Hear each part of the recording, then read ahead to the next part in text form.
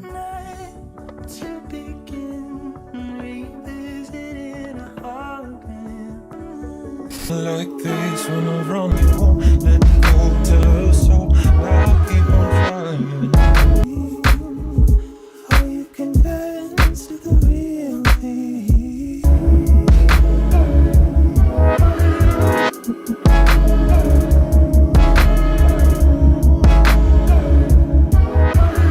Even though I'm told just the fact that I'm strong, has it been so long since you've heard my prayer? I don't even know.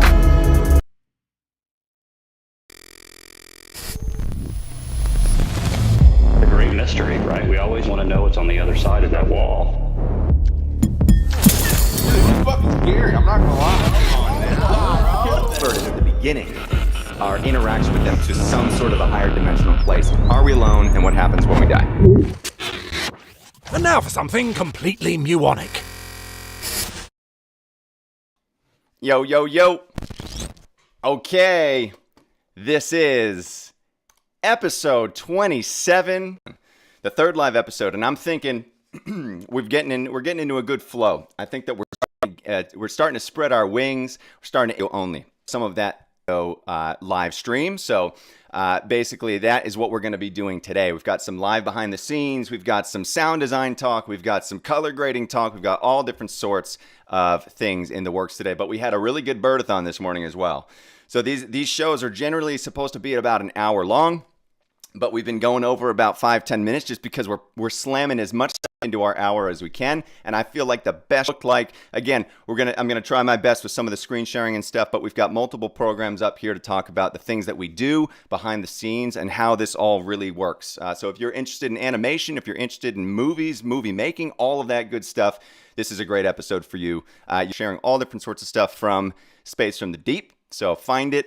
Follow it, subscribe, hit the bell, you know what to do. One quick shout out to the community. Let me see. Okay, we did that tease, friend Ebert. For those of you that reposted, for those of you that slammed it up to the top of your timeline, commented, tagged people, all are really precious to us. We want to make sure that we're not jumping the gun too early and sending everything out at once. Comment, let us know what you think. But that's just a taste, really like a 5-second taste of what is really a 3.5-minute piece of content that we've been working on for like 7 or 8 months. We've got Rain Raps, we've got Jake Wave on. I'm going to jump over to the main three. I've got everything on buttons. So it's if everything is on the button, I know that like a good 30 seconds before I realized that no one was hearing what he was saying. It's like, fuck.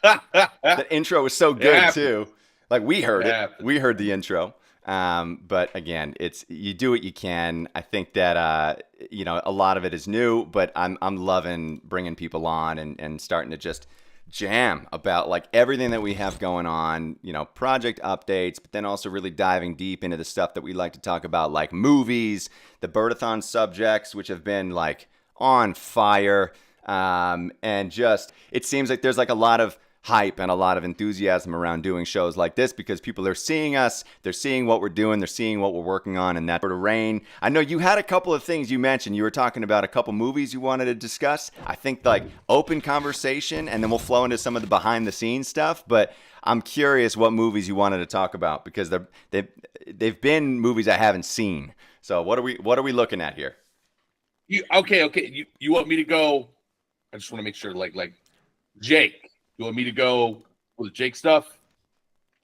I want you to go, right? I want to hear about the cinephile. All right, man. I got a couple. First and foremost, shout out to the birds. It's Friday. Happy Friday. Hope everybody's having a fantastic day, morning, evening, and or night. Love y'all. Appreciate y'all a ton, man.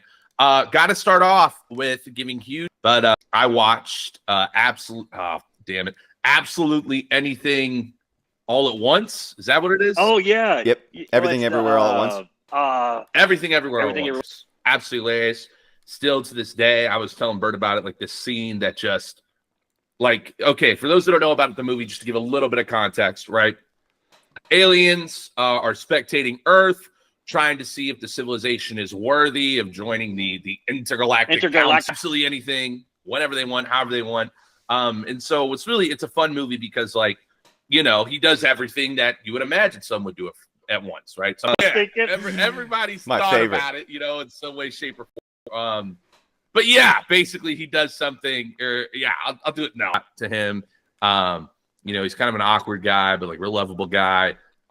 She actually thinks he's like gay for like the whole first half of the movie. So like he goes in the mirror and he's like, I can do anything. He's like, I want a really big dick. And it's obviously like you have to be very specific what you ask for. So obviously he gets like this massive dick, falls to the floor, can't get up because it weighs so much. It's so big. So he's like, no. It's great. If you haven't watched it, watch it. I was able to watch it on Prime. Fantastic, Jake. Kudos to you for that. Went so good with our last space. I watched it, laughed my ass off. Shout out Robin Williams. Didn't expect actually voices the dog. Oh, the dog, yep. Did not expect that at all. Funny as fuck too. And okay. Anything you want to land itself into? I'll say this. And I'll explain a little why. You don't really know. I'm a little crazy. I got a little wild mind. Okay. But like, it's a comedy. It's a drama. It's a thriller. And it's a horror. Like, to my mind, after watching it, that's where all the genres fit on this. And to give a back in vampires. All right. That's the gist of it. But like, there is a scene where I'm alive in these spirits and can rejoice in the music. And and then it like goes to the future. This is all hey, with like a heavy bass. And I know that it was supposed to be like a culturally significant moment, but I could not help but just say too about it is great movie. I will say that. Great movie, great entertaining. You should go watch it. If anyone watches it, I won't spoil anything. But the son, it's going to sound bad. Okay, if you haven't seen it, it's going to sound bad. Baby mama, who just done. I didn't find that out to the very end of the movie, and it was a pretty weird part. But I'm just thinking that right now that so Google searched it, and there was a whole bunch of other people on Reddit thinking this shit. All right, but yeah, movie good. What I see, it's a dramedy. If it's a horror, if it's a comedy, I really don't know. I think it falls into all different brackets. Michael B. Jordan, though, probably the best actor portrayal I've ever seen in my life. He literally plays twin brothers. He's playing, you believe that it's like two Michael B. Jordans the whole time. And it's fascinating. So those are my movie hot takes. That's my movie hot takes. Yeah, I mean, I had to look it up after. I was like, is there a Michael B. Jordan like look-alike? You know, who's this guy or whatever. But yeah, I recommend it. It's a great movie. You're gonna laugh. Maybe not. I don't know. Maybe I'm just like culturally insensitive, or I just have a really dumb, bland sense of humor. But you'll see it. You watch it, the movie. You're in the movie theater. It's all serious, and then people start twerking in the 1930s. All right, it hits you, and you're gonna let out a giggle. All right. So there's my movie take. Two good movies. Jake recommendation, phenomenal, and then Sinners, new movie that came out. Pretty damn good. Pretty damn good.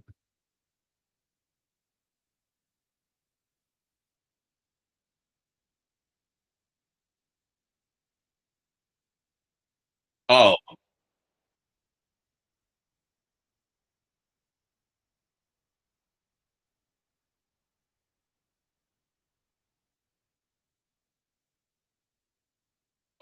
people judge you, bro. People are ruthless. Graduate.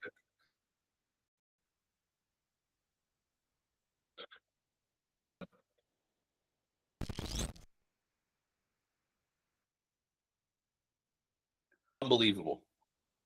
Like, Illinois? Yep. Okay. I'm looking at it.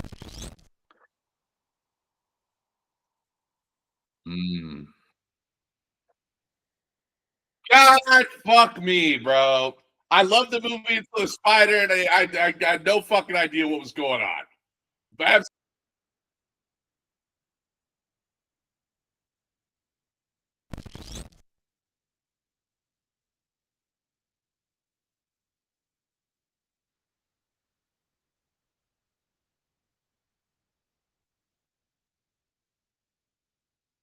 when he's like complete opposites, and can do that.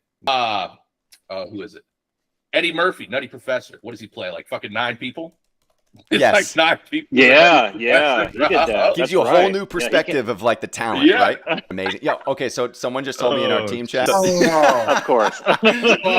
So if you guys missed it, I was saying Enemy. It's a Denis Villeneuve film. Rain looked it up. Not similar characters, but like, what's that? I think it's Glass, or like there's some sort of where like a guy plays like 9 different personalities. M. Night Shyamalan and the guy's got a. I'll say it. 100%. Rick Rubin's podcast. If no one has gone on, he just had M. Night on. And if you are into film at all, if you're into like the process of making movies, go listen to Methodical. And like, he's the type of guy who's like Bergman, like where every single frame was planned. Not a lot of room for improvisation. And I think that his movies are like, I mean, if you look at like, he was even talking about this, we're like Signs, The Sixth Sense, I think Old, I think a couple of other films of his, all netted out to 107 minutes total runtime. All of them. So like his cadence, like just what a crazy career he's had. So highly recommend going and checking that out if you guys have some free time. But I wanted to, so Jake, I'm gonna pivot because I think we should jump over to the Birdathon and then maybe I'll do some behind the scenes after. From us with us before, and I want to make sure that he gets it in here. So the Birdathon today was about creativity. So I'm gonna jump over to our Birdathon now. Cool. It's a Birdathon's creative idea about where creativity. We've talked to Uncle Mikey about this before. So we talked to Uncle Mikey because Uncle Mikey's a creative guy. He does graffiti, if I remember correctly. He has a lot of really interesting perspectives about creativity, and he agrees that he doesn't really know where it comes from, but he knows that it's hundreds of messages, and also pedagogical. Pedagogical. The word behind the scenes stuff, because I'm curious. Yeah, reading the Wikipedia page about it, kind of the IMDb synopsis of the movie, and there's just so much happening here in terms of the storyline. Like, whoa, like it just all of it. In terms of the word of words, the words that mean the words, the word we generally go off of is idiomology. Thank you. I think it starts like ETY or something. The pedagogy of the etymological existence of consciousness. Too many. There we go. That's our show. Too many nuanologies. So creativity, and for those that are multilingual or bilingual, you have an appreciation when you learn English of the subject-verb agreements, because most languages across the world, English system to this day, it bothers the absolute shit out of me. So, anything that ends in IVE, in the Birdathon today, it was creative, and we love to say creativity.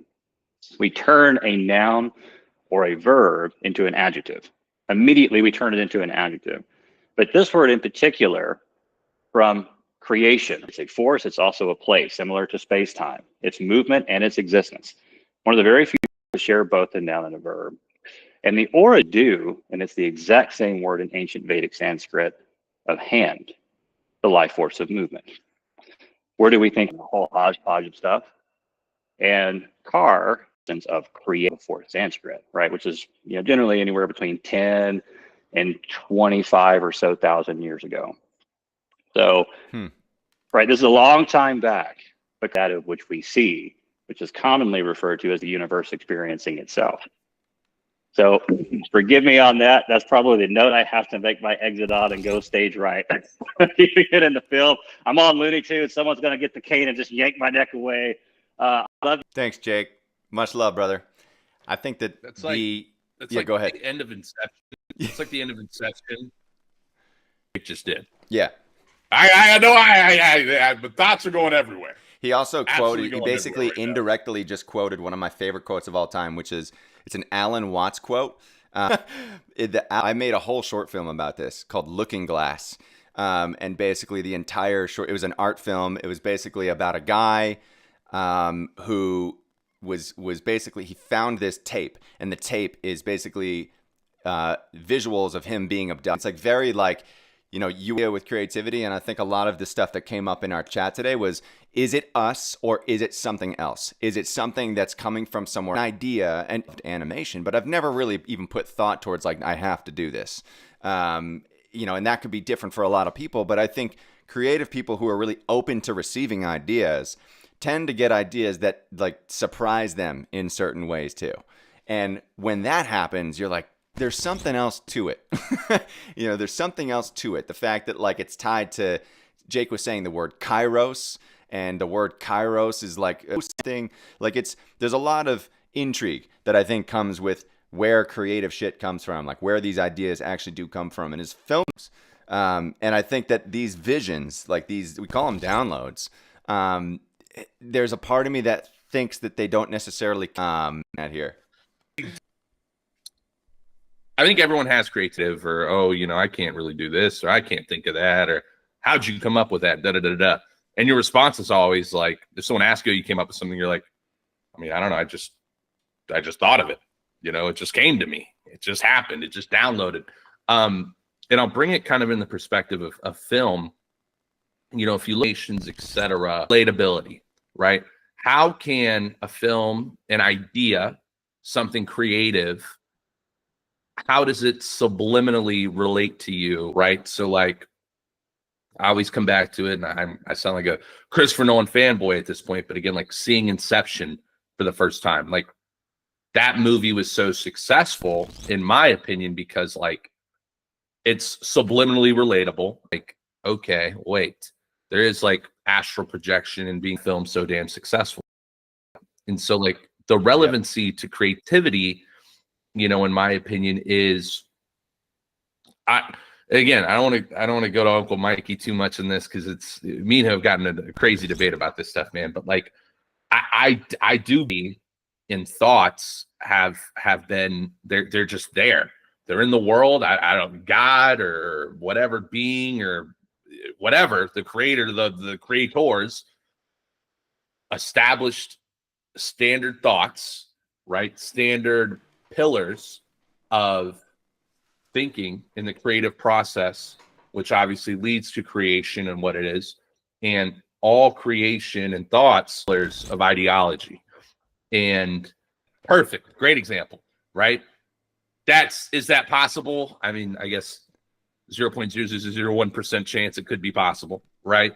But the idea of that thought, a giraffe, you know what a giraffe is, you know what it looks like, you know what it's made up of, etc. You know your living room, what a living room looks like in your mind, and a movie, you know the concept of a movie. So it's like trying to create something that is truly original, right? Like if I was like unicorn with polka dots that are in my mind, right? So me and Mike, we got in a very hot fucking debate about this, man. We were going toe to toe because he started still monsters. Tetherable to what is something. your idea of a monster? Yeah. Exactly. I see what you're getting So at. that's my thought. That's my thought process on it. And so I mean, there's something. Whatever the fuck these pillars are. Makes me Tolkien created worlds, things. And it's really difficult to ground what he made, what he pulled through with something that existed before. You could. I do think that there are places like the Elven people, like there is a lot of folklore that I think you could tie some of the things that he created was going on in the world at that time. It makes me feel like he received that information from somewhere else. Some of it, maybe not all of it, but some of it. I also think that in the writing itself, there's just already been written, but then the stuff that had already been written, where did that come from? And I think that some of these, like the earliest seeds of the idea is really where I try to like dig down and say, okay, the fuck did that come from?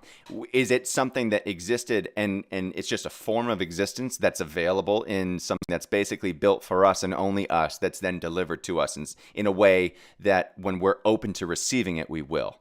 So it's like a duality. Like I grapple with it too, because I completely see what you're saying. And I think that you can draw a map from so many ideas, especially in the world of AI right now. Every single prompt is basically tetherable to something because the AI model itself needs to basically latch on to everything that's currently, to me, feels, okay, this is going to break rules. It's going to be like, fuck, this was 1968. Like I've said that really about 1968 novel. Just discovering a path of what you're saying and totally like orient yourself. It totally makes sense. But then you get to these points, you get to these sticking points where it's like, well, how do you get past that? Started to happen. The more I started to dig into Ebert's world and write about Ebert, the more it started to happen. So it feels like our winner today, about the duality between positive and negative, like light and dark thought. in creating peace with themselves and with the environment. Very true. That like really resonated. He said some could do so when they are restless, but it wouldn't come from Savage. He's also been in the community for a long, long time. So shout out Savage. You won the birdathon today. But I think that exploring this concept is, and I don't know if that's a sense of peace and a state that I'm in that allows me to receive information more easily, or if it's just I'm thinking more clearly and my brain is just like firing better, right? So it's like you can kind of rationalize both sides of it. But I think that, there's, again, I don't think that we ever come to anything about these ideas is it gets you, I feel like it gets you closer, and Des has mentioned this before, it gets you closer to kind of understanding it for yourself. And I think that that's a really big benefit to starting these conversations on Fridays and just like dropping the grenade in and just letting it go and seeing what happens. So space in the deep. What do you think? I'm just pitching it. We can. Live pitching it. We can. It'll take a lot of convincing for the camera to be on. He would go anon. That's fine. That's fine. I'm not letting him go anon. That's the thing. Because when he gets worked up, that's what makes it really fun. He gets really fucking animated. He gets like me, like da-da-da-da. Amazing. That is the biggest thing. He'll probably ask for like a deep fake filter or something. But no, one real quick, really, really quick. I love, Vice being in peace and clarity in a positive mindset, right? Like, yeah, like I can say like, for my music, it came from a really dark place. Like, really, I'm not trying to make this depressing or sad, whatever, blah, blah, blah. Nobody gets sad. You all know what I've been through. We had that whole fucking space. Let's leave it there. But, writing music from a dark place, to where it opened up my, I don't know, my body, my soul, my vessel to then super creative and good too. So I love the dark. I like that much better than good and evil. I mean, I don't know. I haven't made a horror film, a really fucked up horror film, but like, I mean, okay, example. I can't imagine the guy who made Human Centipede, if everyone knows that film. You know that film, right? Nightmares. That's nightmare fuel. Yeah. No way he was like in a piece of hat. Like, shout out to you. Just opened up a whole new world for my mind. Bert, go where you're going. I just had to get that out there. No, I could talk about this for so long because I think that what he said is, I think what it is too is that you have the choice. I think that creativity will be delivered to you in the form of dark and light. You want to harness that dark energy and get it out to almost like it's like a catharsis thing. It can be a way to actually heal from whatever you've gone through, to like use art as a vehicle to you as darkness, but then your intentions. I think that humans inherently, I think, want to move toward a light existence. You think that there is a war that has, I think, been happening for all of existence, for the existence of all things. And it's hard to define it as a war. You can start to get a sense for which energy is starting to kind of capture the masses well. I would say that in a lot of media that you like these kind of intrusive thoughts of like these dark thoughts. I do think that this is a battle that will always be fought because the battle is being fought for balance. It's being fought for like neutrality, like you're talking about dark things. More often than you think about light things, the art that you make will carry that energy with it. It's an extension of you, and it always will be. So congrats again, Savage. We're gonna bump over to some behind the scenes stuff. Fucking amazing answers. He said, "I did not expect that." Good. Yeah, wild philosophical. He's gonna do. I'll make sure it might be like a 10-page essay because this is that's definitely just how Jake is. Right in his alley. Yeah, it's in his wheelhouse. He fucking loves this stuff. He's been he's like physically hurt. He's like if he can't be part of the birdathon conversations because bro. They're about the big picture. They're about everything, right? And I think that's the beauty of asking these bigger questions that I just think invite people to kind of be themselves. So thank you to everyone who participated. We're gonna bump over to some behind the scenes stuff. We'll probably keep this a little tight just because I was going to do a sound design thing, but I think that I might skip that for it. The stream is a little slower. So it wouldn't really even work if I was to do the sound design demos. So I'll record those separately, share those with the HBs personally, and then maybe post them up on YouTube in the next few days. So we're going to bump over to some behind the scenes goodness. Let's see what we got over here. If you're an animation fan, if you're someone who likes movies, if you've ever really, again, there's so many behind the scenes as to like how things get made. And I think that I wanted to try and do something a little bit differently in the way that you've all seen it. You've all seen the behind the scenes stuff. You all kind of know how things get made from storyboard to this and to that and to this and to that. But I think that activity blends into this really seamlessly. So I think that what we're looking at right here is basically 4 different panels, right? The first panel, as you've seen like storyboard images, right? So this is actually just after a storyboard image, because we've got this kind of temporary image of basically where we start to talk about movement and the specificities of movement and where the character is going within the scene that you're trying to create. And then after that, you're going to notice that the last 2 frames get really, really close. They look very similar. Texture and color and all this stuff, and it's looking really good. And then if you notice the bottom right frame, it looks minute. But which frame looks more finished? Here's a before and after. And I think that the best movies in the world, I think that the best animated movies, especially in the world, spent a lot of time on those the last 2%, right? Which is like these small details that you tend to see. Like for us, we were looking at these eyes for like a couple months on the bottom left, and we we're like, fuck, something doesn't feel right. Maybe we can like key in some sort of a shade or something. And it was just part of the conversation. And finally we did it, and all of a sudden the frame completed itself. So I wanted to share that as just kind of a really interesting way to look at the evolution of what we're seeing. It's of time and work and if you have an eye for these changes, it's the last 2%, and the last 2% of change. Rain, you've probably seen behind the scenes stuff before, but when you talk about like from the driver's seat, is like these are the things that I tend to notice when we get towards these like last minute things. So I'm hoping that this offers a little bit of a fresh perspective for people. No, dude, it's fuck, dude. I mean, you look at picture 1 into picture 2. Where is it? And then you see, when you said the eyes, you look at him, you're like, he looks more real. He looks more, captivating. And I'll say this, dude. I've had an issue with Bert, for about 2 weeks now. He finally, which he had to.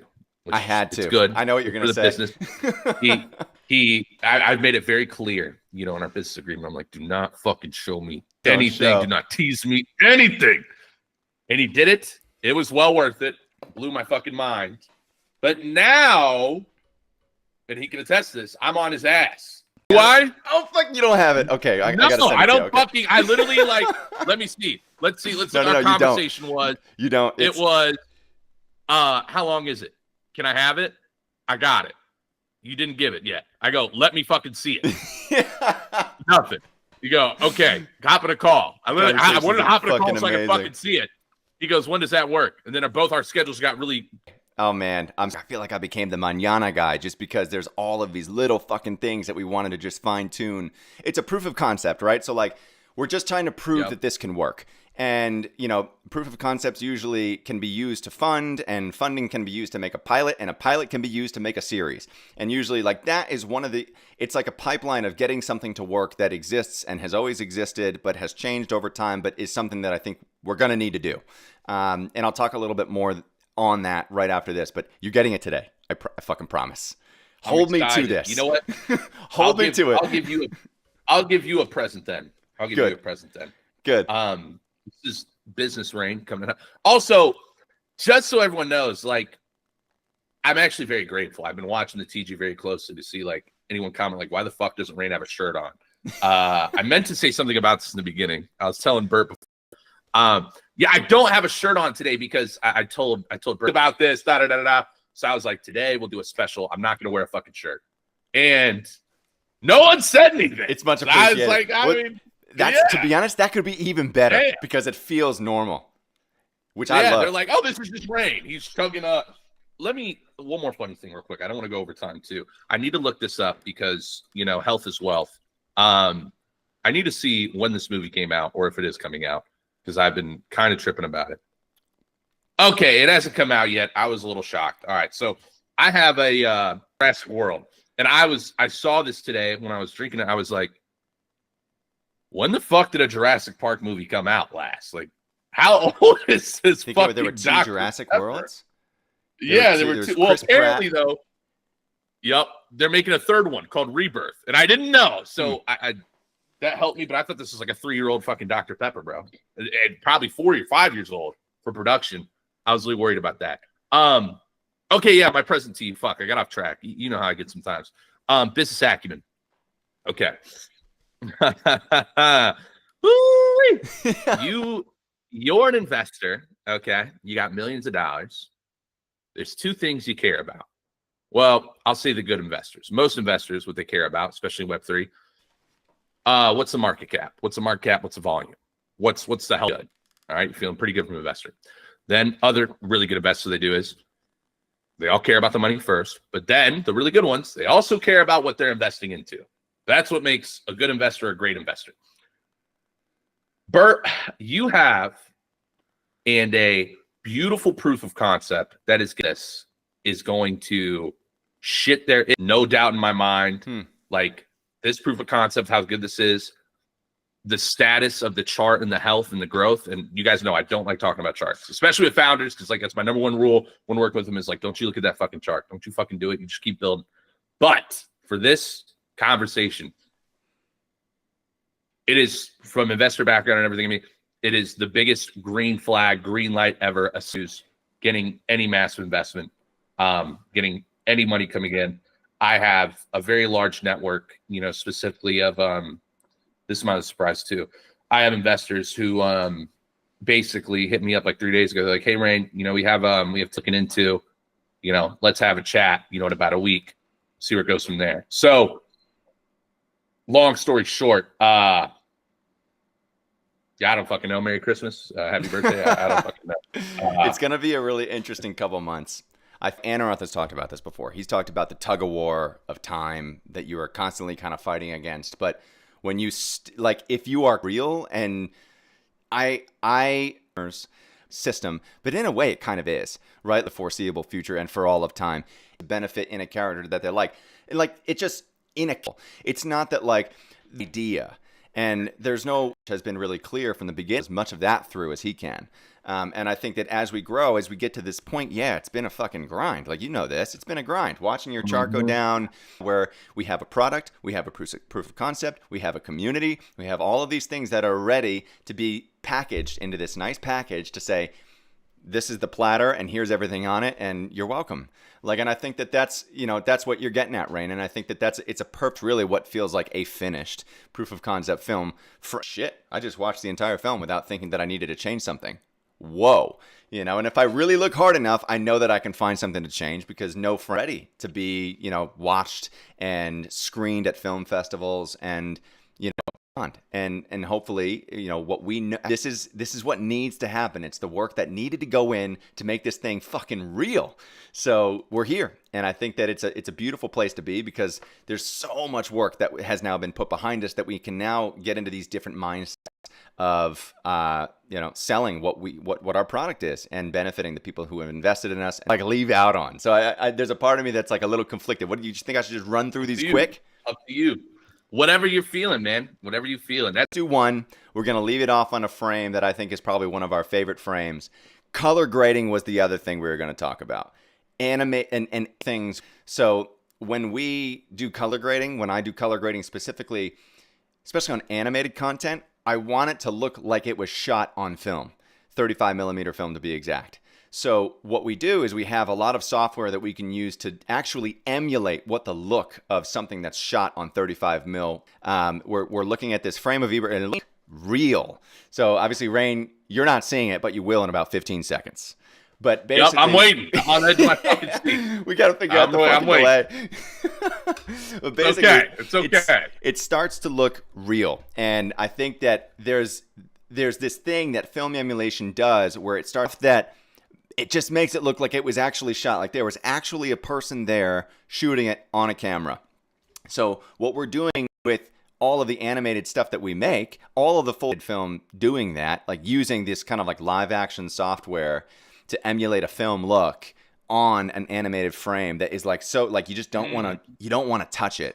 That looks unique. It looks like animation that I've not really seen before. And that's where I think we start to win. Is people start to see Ebert's stuff with this kind of like emulated look on it. Skip that, and we'll probably leave off on this frame for the day because I think it's a good little like, you know, I don't know, little secret about what we're doing. You know, if you guys are all, you can reach out and touch it.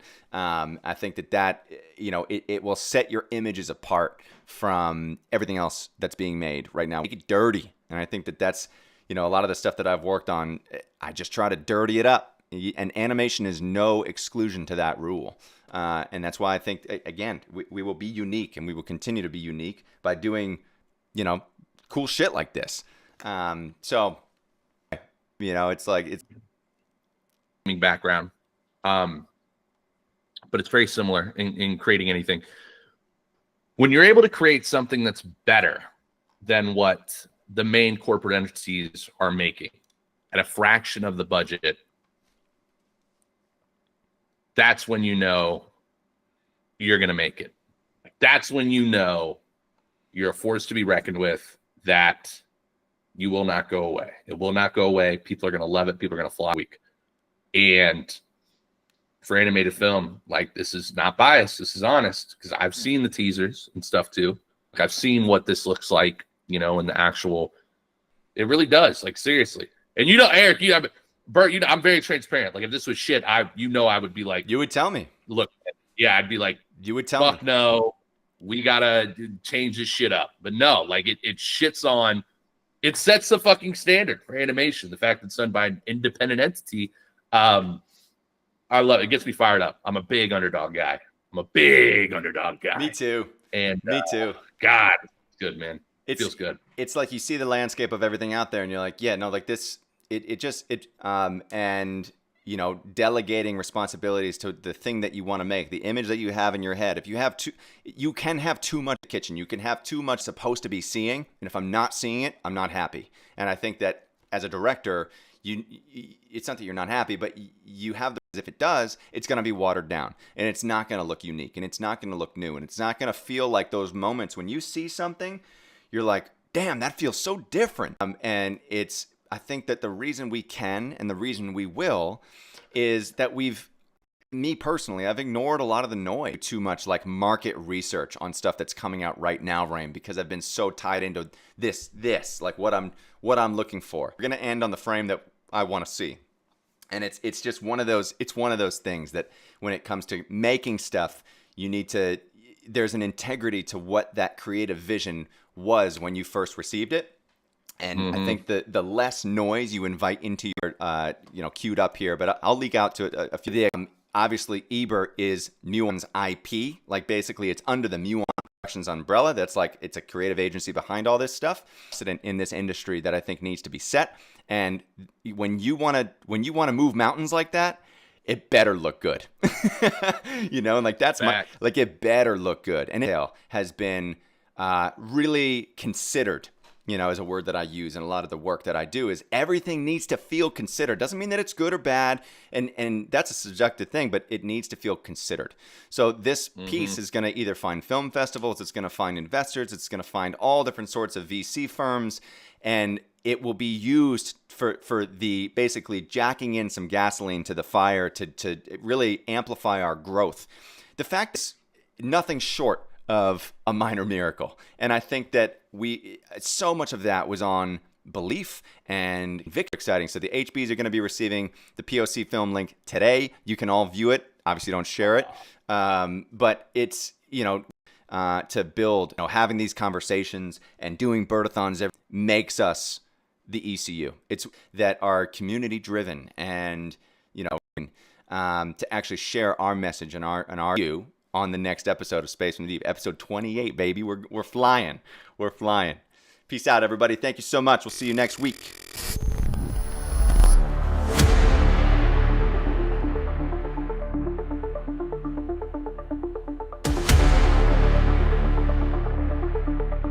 This is Space from the Deep with your cosmic guides, Abert, Jake Wave, Explorers of Origin Purpose.